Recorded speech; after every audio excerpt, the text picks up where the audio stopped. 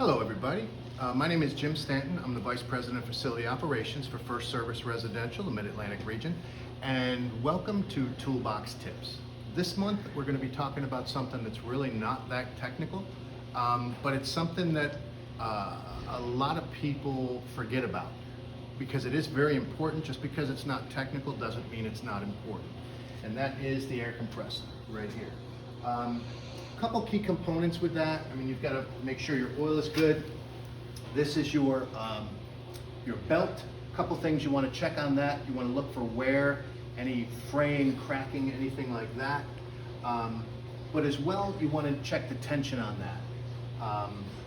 This one makes it a little harder because it's got a cage around it to protect, because you've got the wheels that rotate, you've got the belt that can catch your clothes, catch your fingers, things like that.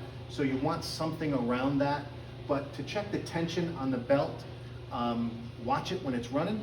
It shouldn't be doing this. If it is, then you need to fix it. Also, any squealing, squeaking, stuff like that, put your finger on it and just push down on it. Make sure it doesn't have that much play. But the best way to tell by looking is when it's running. But the most important thing is this right here. And what you want to do is just crack it. And let me back up a little bit. This is the tank that holds the air. This is designed to compress air, hence the name air compressor. But it is not meant to compress water. That doesn't work very well. So what will happen over time is you get condensation inside this tank. And that water that's in there that can't be compressed, as it fills up more and more, it runs the risk of an explosion. This tank can explode, and that's just bad news for everybody. So what you need to do, and do this probably twice a week at a minimum, is come in and just crack this open. Now I'll be honest with you, this is our second take on this video, so I just drained the water out of it. But you're gonna open it up. And as you can see, this is all wet where the water came out before, but right now it's just air. That's what you want. You want to run it until you get air out of it. And as far as what does this do? Why do you have an air compressor in your mechanical rooms? You've got, this compresses the air, it comes out, here's your tubing. It's going to go up real high and run over here to your controls, your pneumatic controls. And that's here and here.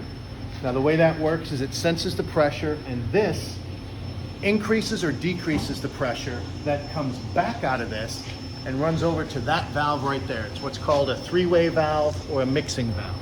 And this particular valve is for the closed loop, which controls your heating and cooling throughout the building.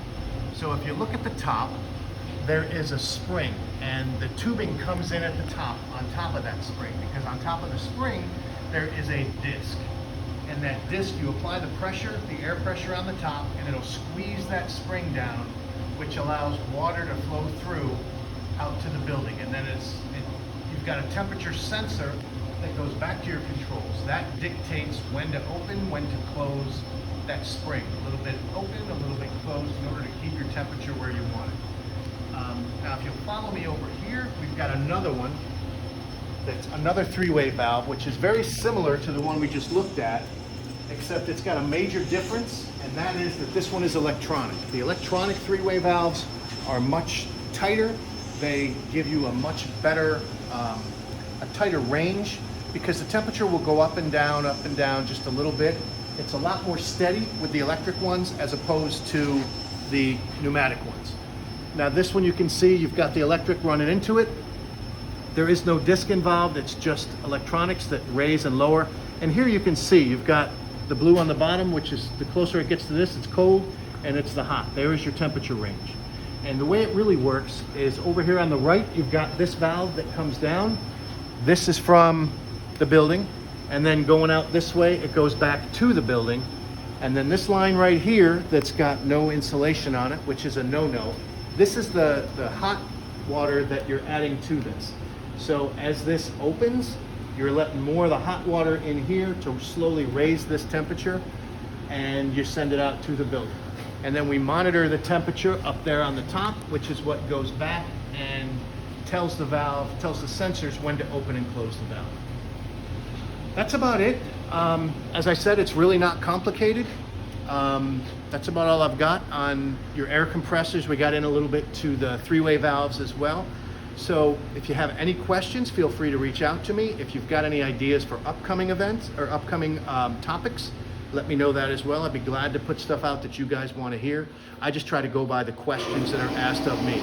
There's the air compressor right there, as a matter of fact, right on cue. But also, please don't hesitate to send this. Make sure all of your maintenance guys, your engineers, that they get these videos. Also, if your boards can benefit from them, feel free to send it to them as well. You know, it's a value add. Anything that we can do, better for us. So again, if you have any questions, let me know. That's it for this month, and I will see you next month. Take care.